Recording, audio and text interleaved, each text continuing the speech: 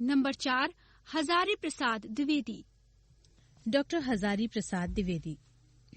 आचार्य हजारी प्रसाद द्विवेदी हिंदी साहित्य के सम्मानीय एवं प्रौढ़ साहित्यकार हैं। भारतीय साहित्य, संस्कृति तथा दर्शन के आप कुशल ज्ञाता हैं, महान विचारक और कुशल वक्ता हैं, उच्च कोटि के समीक्षक एवं मौलिक निबंधकार हैं। आप हिंदी साहित्याकाश के जगमगाते हुए नक्षत्र हैं। आपने हिंदी की ललित निबंध परंपरा को अति समृद्धिशाली बनाया तथा हिंदी समीक्षा को एक नई उदार और मनोवैज्ञानिक दृष्टि दी। द्विवेदी जी का जन्म बलिया जिले के दुबे का छपरा नामक ग्राम के एक विद्वान ब्राह्मण परिवार में सन 1907 ईस्वी में हुआ था। आपके पिता पंडित अनमोल दुबे संस्कृत एवं ज्योतिष के प्रकांड ज्ञाता थे। आपका परिवार विद्वत परंपरा से विभूषित था। आपने विद्वता उत्तराधिकार में प्राप्त की तथा उसे अपनी प्रतिभा से गौरवान्वित किया। द्विवेदी जी ने काशी विश्वविद्यालय से ज्योतिषाचार्य एवं साहित्याचार्य की परीक्षाएं उत्तीर्ण की।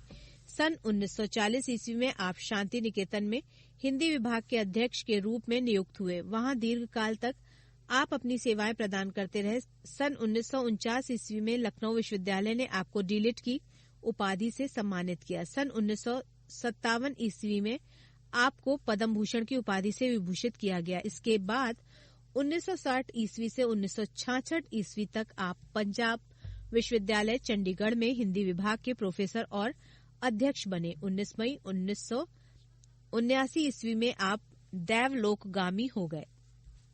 आचार्य द्विवेदी का साहित्य क्षेत्र बहुत विस्तृत है।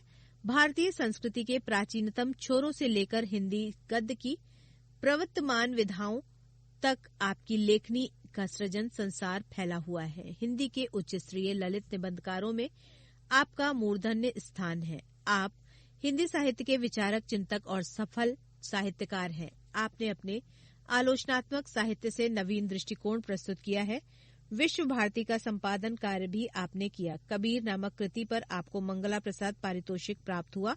साहित्य समिति इंदौर ने आपको सूर साहित्य पर स्वर्ण पदक प्रदान कर सम्मानित किया था।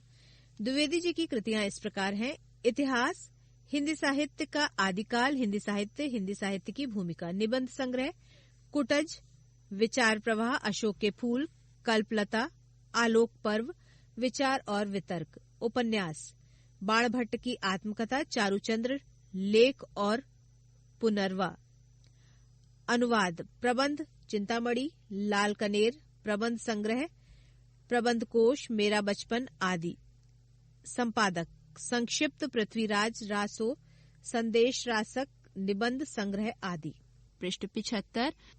आचार्य हजारी प्रसाद द्विवेदी भाषा के विविध रूपों के धनी हैं। विषय अनुकूल भाषा लिखने में आप सिद्धहस्त है। संस्कृत, अपभ्रंश, अंग्रेजी, हिंदी आदि भाषाओं पर अधिकार होने से आपकी भाषा अत्यंत समृद्ध है। आपकी भाषा में संस्कृत की तत्सम शब्दावली, तद्भव, देशज तथा अन्य भाषाओं के शब्दों का प्रयोग हुआ है। भाषा को गतिशील और प्रवाहपूर्ण बनाने के लिए द्विवेदी जी ने मुहावरों एवं लोकोक्तियों का प्रचुर प्रयोग किया है। मुहावरे आपकी भाषा को विशेष आकर्षण प्रदान करते हैं। कहीं कहीं लंबे वाक्यों और संस्कृत भाषा की प्रचुरता के कारण आपकी भाषा में क्लिष्टता आ गई है। पृष्ठ 76। आपका शब्द चयन सार्थक एवं सटीक है। आपकी भाषा आलंकारिक, चित्रोपम और सजीव है। द्विवेदी जी ने भाषा में कुछ नए प्रयोग भी प्रचलित किए जो कि लोक भाषा की प्रवृत्ति है। संज्ञाओं में क्रिया एवं विशेषणों के निर्माण ऐसे ही प्रयोग हैं। इस प्रकार हम देखते हैं कि भाषा पर द्विवेदी जी का असाधारण अधिकार है। द्विवेदी जी की शैली के विविध रूप निम्नवत हैं। विचारात्मक शैली, इस शैली में विचारों की प्रधानता है। इसमें वाक्य न छोटे हैं न अधिक लंबे। विचार प्रधान शैली की भाषा तत्सम शब्द प्रधान है। विचारों की स्पष्टता और उसे बोधगम्य बनाने की प्रवृत्ति इस शैली में साफ झलकती है। वर्णनात्मक शैली, वर्णन प्रधान प्रसंगों में आपने इस शैली का प्रयोग किया है। वर्णनों के द्वारा द्विवेदी जी प्रत्येक विषय का सजीव चित्र प्रस्तुत कर देते हैं। इसमें भाषा सरल है, वाक्य अपेक्षाकृत छोटे हैं तथा वर्णन में प्रवाह है। भावात्मक शैली, द्विवेदी जी ने कविता नहीं लिखी है परंतु हृदय कवि का ही पाया है। इस शैली का प्रयोग आपने वैयक्तिक एवं ललित निबंधों के सुचारू एवं सफल लेखन में किया है। भाव, माधुर्य और प्रवाह इसकी विशेषता है। आलोचनात्मक शैली, कबीर, सूर साहित्य जैसी व्यवहारिक आलोचनाओं में हमें आपकी इस शैली के दर्शन होते हैं। व्यंग्यात्मक शैली, यद्यपि आप गंभीर विषयों के लेखक हैं, फिर भी उचित अवसर आने पर तीक्ष्ण व्यंग करने में नहीं चूकते।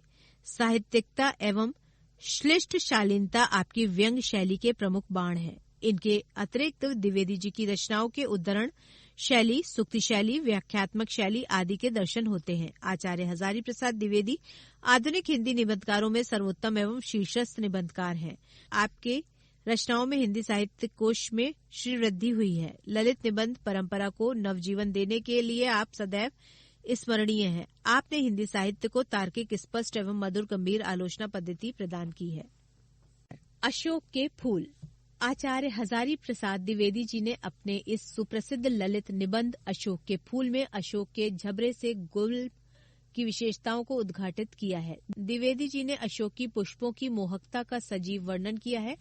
ये पुष्प काम के पंचशरों में अपना स्थान रखता है। इसे देख उदास नहीं होना चाहिए, वरन उसके विषम से विषम परिस्थितियों में स्वयं को प्रसन्न रखना चाहिए। अशोक के वृक्ष की दूसरी विशेषता ये है कि वो रहस्यमय है। संतानार्थनी कामनियां इसके सेवन से संतान तक प्राप्त कर लेती हैं। अशोक वृक्ष पूजास्पद है, जिसका देवता कंदर्प है। इसकी पूजा कामदेव की ही पूजा है। अशोक स्तवकों में वो शक्ति है जिससे तन मन प्रसन्न होता है। इसके स्तवकों में मोहकता है। इसका इतिहास अति प्राचीन है। ये गंगा के समान निर्मल तथा पवित्र है। सब कुछ बदल गया, विकृत हो गया, लेकिन अशोक के फूल आज भी वैसे ही मोहक हैं। उनका कुछ नहीं बिगड़ा है। वे आज भी उसी पुरातन मस्ती में झूम रहे हैं। अशोक में फिर फूल आ गए हैं। इन छोटे छोटे लाल लाल पुष्पों के मनोहर स्तवकों में कैसा मोहक भाव है। बहुत सोच समझकर कंदर्प देवता ने लाखों मनोहर पुष्पों को छोड़कर सिर्फ 5 को ही अपने तुणीर में स्थान देने योग्य समझा था। एक ये अशोक ही है। लेकिन पुष्पित अशोक को देखकर मेरा मन उदास हो जाता है। इसलिए नहीं कि सुंदर वस्तुओं को हतभाग्य समझने में मुझे कोई विशेष रस मिलता है। कुछ लोगों को मिलता है, वे बहुत दूरदर्शी होते हैं। जो भी सामने पड़ गया उसके जीवन के अंतिम मुहूर्त तक का हिसाब वे लगा लेते हैं। मेरी दृष्टि इतनी दूर तक नहीं जाती। फिर भी मेरा मन इस फूल को देखकर उदास हो जाता है। असली कारण तो मेरे अंतर्यामी ही जानते होंगे। कुछ थोड़ा सा मैं भी अनुमान कर सकता हूँ, बताता हूँ। भारतीय साहित्य में और इसलिए जीवन में भी इस पुष्प का प्रवेश और निर्गम दोनों ही विचित्र नाटकीय व्यापार है। ऐसा तो कोई नहीं कह सकता कि कालिदास के पूर्व भारतवर्ष में इस पुष्प का कोई नाम ही नहीं जानता था, परंतु कालिदास के काव्यों में यह जिस शोभा और सौकुमार्य का भार लेकर प्रवेश करता है, वो पहले कहाँ था। उस प्रवेश में नववधू के गृह प्रवेश की भांति शोभा है, गरिमा है, पवित्रता और सुकुमारता है। फिर एकाएक मुसलमानी सल्तनत की प्रतिष्ठा के साथ ही साथ ये मनोहर पुष्प साहित्य के सिंहासन से चुपचाप उतार दिया गया। नाम तो लोग बाद में भी लेते थे, पर उसी प्रकीर जिस प्रकार बुद्ध विक्रमादित्य का। अशोक को जो सम्मान कालिदास से मिला वो अपूर्व था। सुंदरियों के आसिंजनकारी नुपुर वाले चरणों के मृदु आघात से वो फूलता था। कोमल कपोलों पर कर्णावतंस के रूप में झूलता था और चंचल नील अलकों की अचंचल शोभा को 100 गुना बढ़ा देता था। वो महादेव के मन में शोभ पैदा करता था, मर्यादा पुरुषोत्तम के चित्त में सीता का भ्रम पैदा करता था और मनोजन्मा देवता के एक इशारे पर कंधों पर से ही फूट उठता था। अशोक किस कुशल अभिनेता के समान झम से रंगमंच पर आता है और दर्शकों को अभिभूत करके खप से निकल जाता है। क्यों ऐसा हुआ? कंदर्प देवता के अन्य बाणों की कदर तो आज भी कवियों की दुनिया में ज्यों की त्यों है। अरविंद को किसने भुलाया, आम कहाँ छोड़ा गया और नीलोत्पल की माया को कौन काट सका। नव मल्लिका की अवश्य ही अब कुछ विशेष पूछ नहीं है, किंतु उसकी इससे अधिक कदर कभी थी भी नहीं। भुलाया गया है अशोक। मेरा मन उमड़ घुमड़ कर भारतीय रस साधना के पिछले हजारों वर्षों पर बरस जाना चाहता है। क्या ये मनोहर पुष्प भुलाने की चीज थी? सहृदयता क्यों लुप्त हो गई थी? कविता क्यों सो गई थी? ना मेरा मन ये सब मानने को तैयार नहीं है। जले पर नमक तो ये है कि तरंगायित पत्र वाले निफूले पेड़ को सारे भारत में अशोक कहा जाने लगा। याद भी किया तो अपमान करके। पृष्ठ 77। लेकिन मेरे मानने न मानने से क्या होता है? ईसवी सन के आरंभ के आसपास अशोक का शानदार पुष्प भारतीय धर्म, साहित्य और शिल्प में अद्भुत महिमा के साथ आया था। उसी समय शताब्दियों के परिचित यक्षों और गंधर्वों ने भारतीय धर्म साधना को एकदम नवीन रूप में बदल दिया था। पंडितों ने शायद ठीक ही सुझाया है कि गंधर्व और कंदर्प वस्तुतः एक ही शब्द के भिन्न भिन्न उच्चारण है।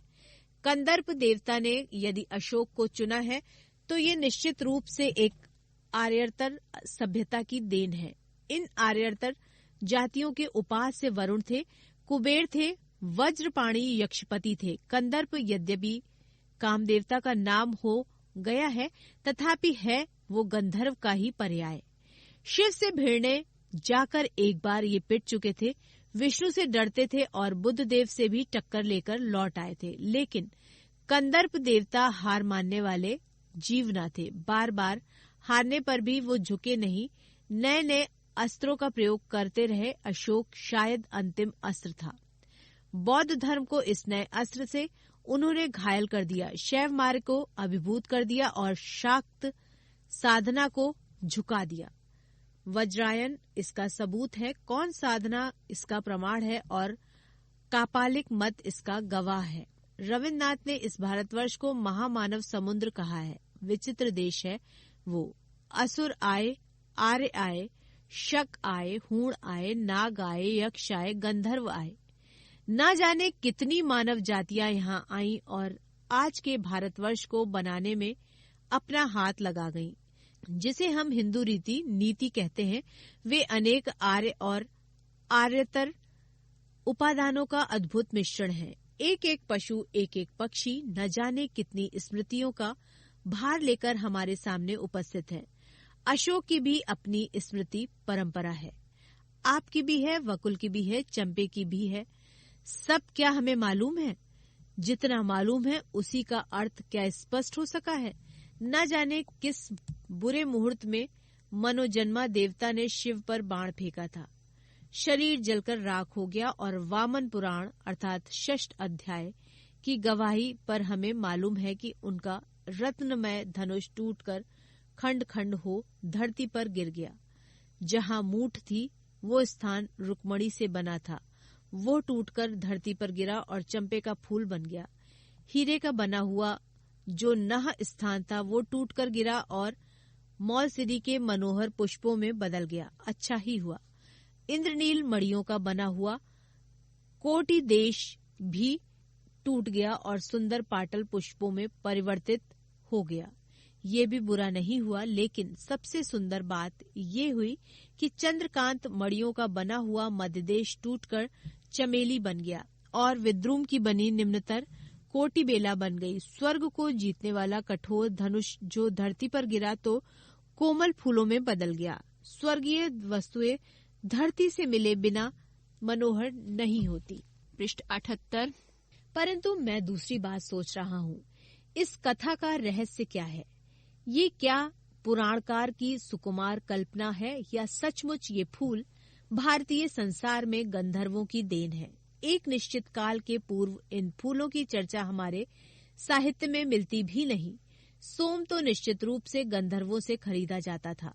ब्राह्मण ग्रंथों में यज्ञ की विधि में ये विधान सुरक्षित रह गया है। ये फूल भी क्या उन्हीं से मिले? कुछ बातें तो मेरे मस्तिष्क में बिना सोचे ही उपस्थित हो रही हैं। यक्षों और गंधर्वों के देवता कुबेर, सोम, अप्सराएं यद्यपि बाद के ब्राह्मण ग्रंथों में भी स्वीकृत हैं, तथापि पुराने साहित्य में आप देवता के रूप में ही मिलते हैं। बौद्ध साहित्य में तो बुद्धदेव को ये कई बार बाधा देते हुए बताए गए हैं। महाभारत में ऐसी अनेक कथाएं आती हैं जिनमें संतानार्थनी स्त्रियां वृक्षों के अपदेवता यक्षों के पास संतान कामनी होकर जाया करती थीं।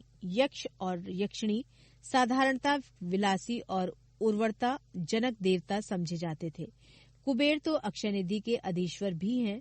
यमा नामक रोग के साथ भी इन लोगों का संबंध हो जाता है। भरहुत, बोधगया, सांची आदि में उत्कीर्ण मूर्तियों में संतानार्थनी स्त्रियों का यक्षों के सानिध्य के लिए वृक्षों के पास जाना अंकित है। इन वृक्षों के पास अंकित मूर्तियों की स्त्रियां प्रायः नग्न हैं, केवल कटी देश में एक चौड़ी मेखला पहने हैं। अशोक इन वृक्षों में सर्वाधिक रहस्यमय है। सुंदरियों के चरण ताड़न में उससे दोहत का संचार होता है और परवर्ती धर्म ग्रंथों से ये भी पता चलता है कि चैत्र शुक्ल अष्टमी को व्रत करने और अशोक की 8 पत्तियों के भक्षण से स्त्री की संतान कामना फलवती होती है। अशोक के कल्प में बताया गया है कि अशोक के फूल 2 प्रकार के होते हैं, सफेद और लाल। सफेद तो तांत्रिक क्रियाओं में सिद्धिप्रद समझकर व्यवहृत होता है और लाल स्मरवर्धक होता है। इन सारी बातों का रहस्य क्या है? मेरा मन प्राचीन काल से कुंजटिका कच्छन आकाश से दूर तक उड़ना चाहता है। हाय, पंख कहाँ हैं? वो मुझे प्राचीन युग की बात मालूम होती है। आर्यों ने लिखा हुआ साहित्य ही हमारे पास बचा है।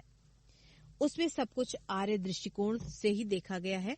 आर्यों से अनेक जातियों का संघर्ष हुआ। कुछ ने उनकी अधीनता नहीं मानी, वे कुछ ज्यादा गर्वीली थी। संघर्ष खूब हुआ।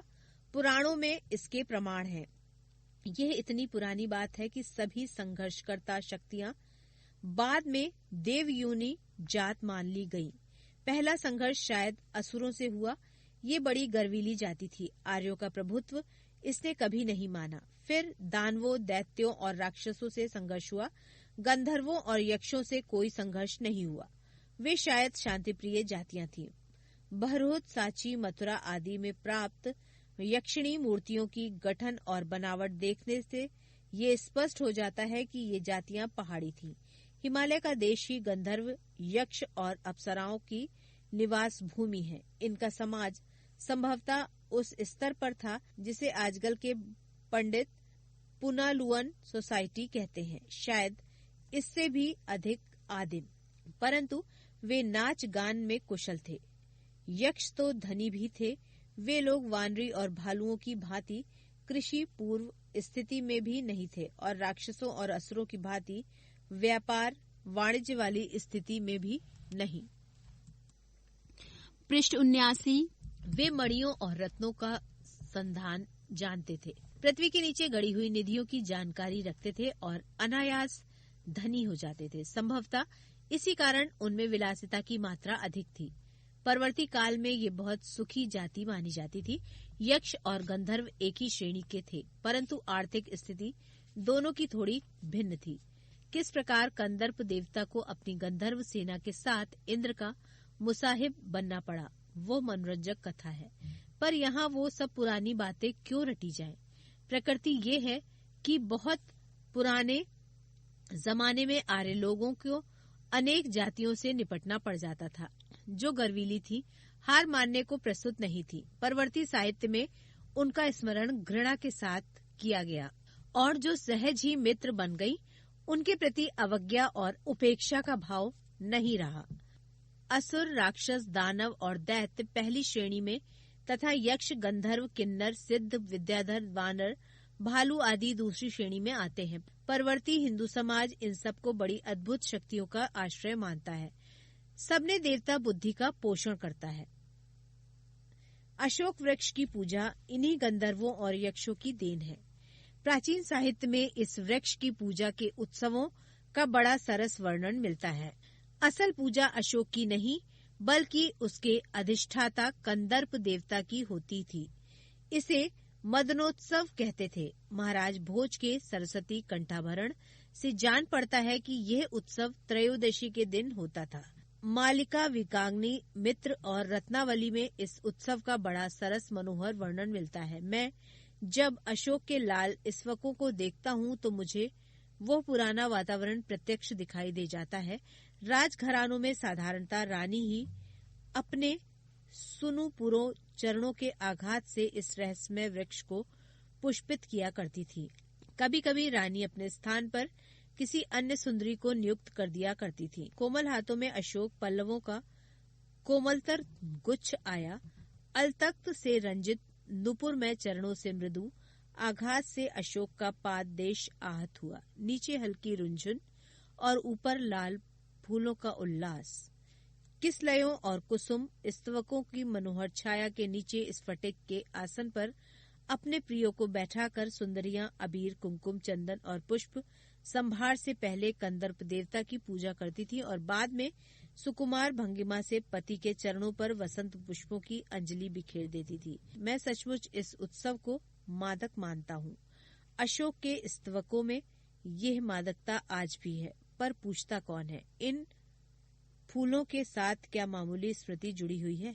भारतवर्ष का सुवर्ण युग इस पुष्प के प्रत्येक दल में लहरा रहा है। कहते हैं दुनिया बड़ी भुलक्कड़ है, केवल उतना ही याद रखती है जितने से उसका यथार्थ सधता है, बाकी को फेंक कर आगे बढ़ जाती है। शायद अशोक से उसका स्वार्थ नहीं सधा, क्यों उसे वो याद नहीं रखती। सारा संसार स्वार्थ का अखाड़ा ही तो है।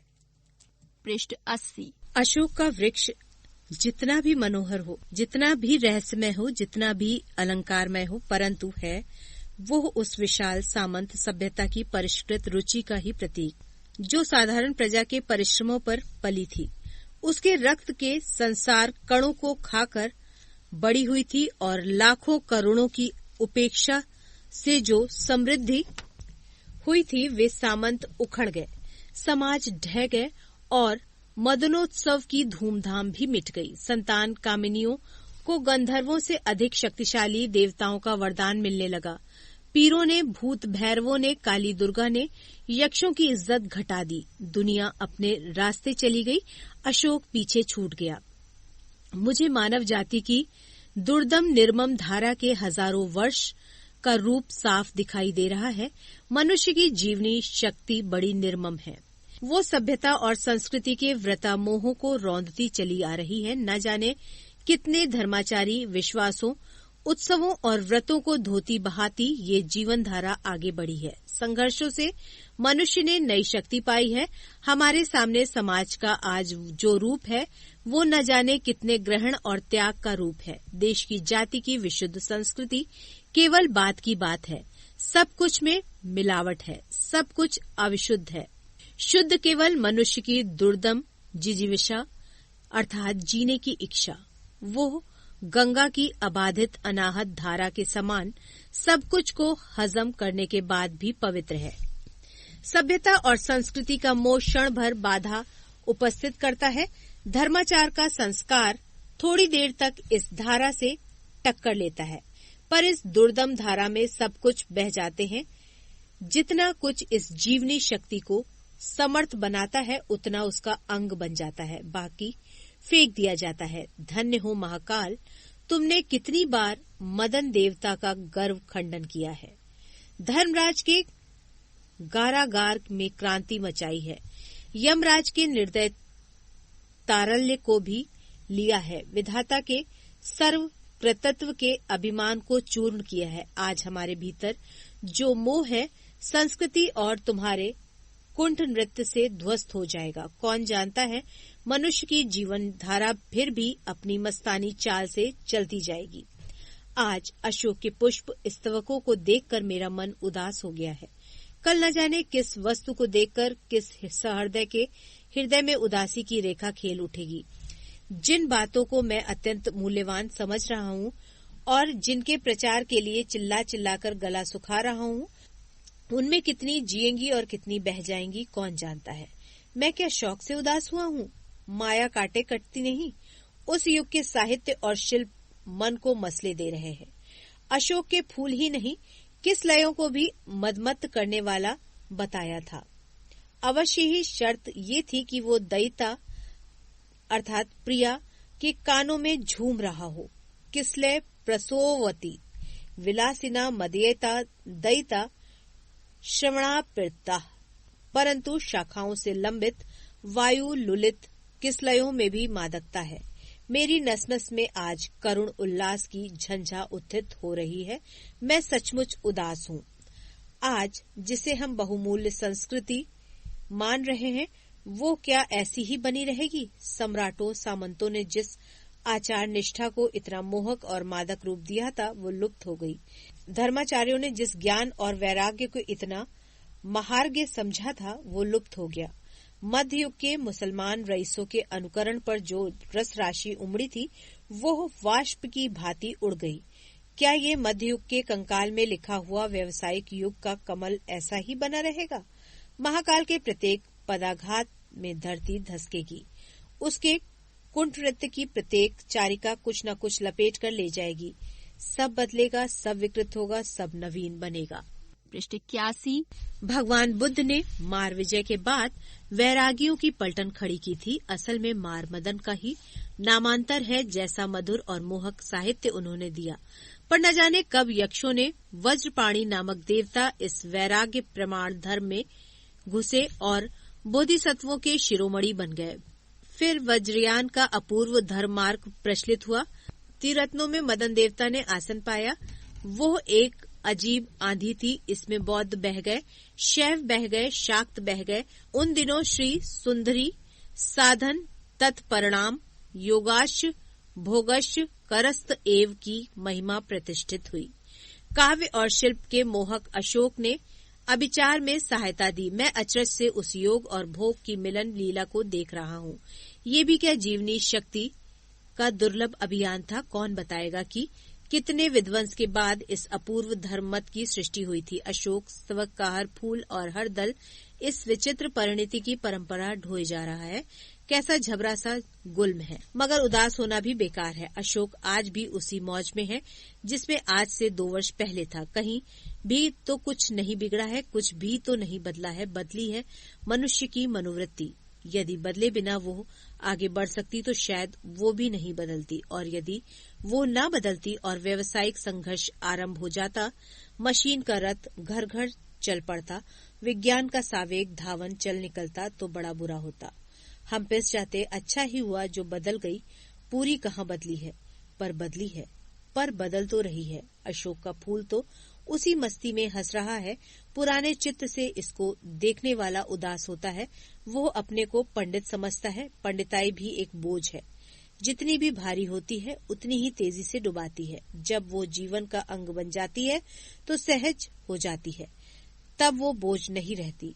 वो उस अवस्था में उदास भी नहीं करती। कहाँ अशोक का कुछ भी तो नहीं बिगड़ा है, कितनी मस्ती में झूम रहा है। कालिदास इसका रस ले सके थे अपने ढंग से, मैं भी ले सकता हूँ अपने ढंग से। उदास होना बेकार है।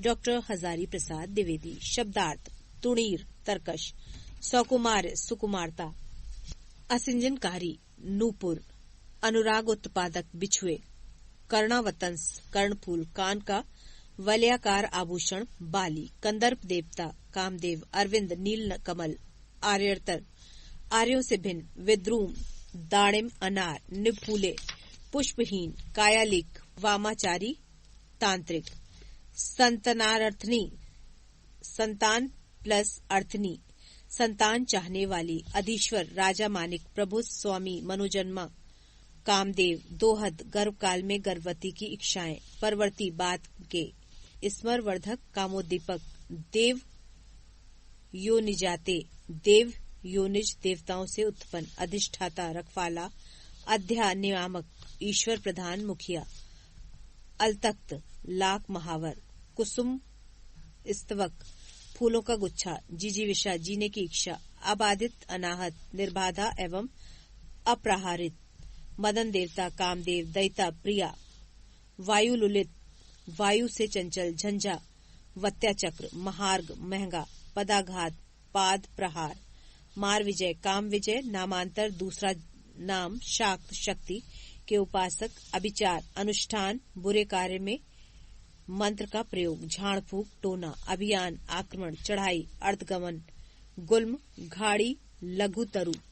पृष्ठ 82। प्रश्न अभ्यास: निम्नलिखित गद्यावतरणों की संदर्भ सहित व्याख्या कीजिए। 1. लेकिन पुष्पित अशोक डैश डैश अनुमान कर सकता है। 2. भारतीय साहित्य में डैश डैश विक्रमादित्य था। 3. अशोक को जो सम्मान डैश डैश फूट उठता है। 4. अशोक जिस कुशल डैश डैश अपमान करके 5. ईसवी सन के आरंभ के आसपास डैश डैश गवाह है. 6. रविंद्रनाथ ने इस डैश डैश स्मृति परंपरा है. 7. आम की भी है डैश डैश मनोहर नहीं होती. 8. भरहूत बोध गया डैश डैश रहस्य क्या है. वो मुझे प्राचीन युग डैश डैश निवास भूमि है. 10. शायद इससे भी डैश डैश पोषण करता है. 11. अशोक वृक्ष डैश डैश दिया करती थी. 12. कोमल हाथों में डैश डैश लहरा रहा था. 13.